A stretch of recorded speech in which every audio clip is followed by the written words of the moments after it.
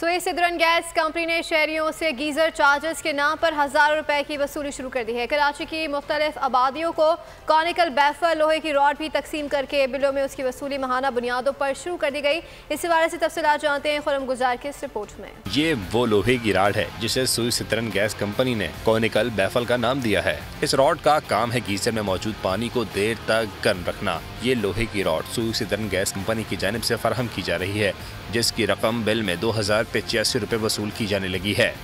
एक डिवाइस जो उन्होंने सुई गैस के लिए गीज़र के लिए दी थी वो हर घर पे उन्होंने लागू कर दी। हालांकि ये सोसाइटी फ्लैट्स हैं, यहाँ पर जो है गीज़र काम भी नहीं करता क्योंकि पानी का प्रेशर नहीं होता, लेकिन ज़बरदस्ती जो है वो यहाँ पर छोड़ के चले गए।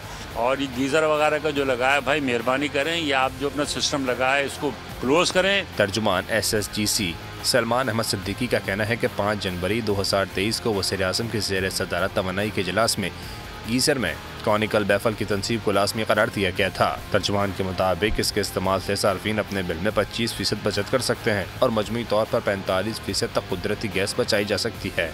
सुई सिदरन गैस कंपनी की जानिब से अब घरेलू सार्फिन से गीज़र की मद में 2000 रुपये वसूल किए जाएंगे।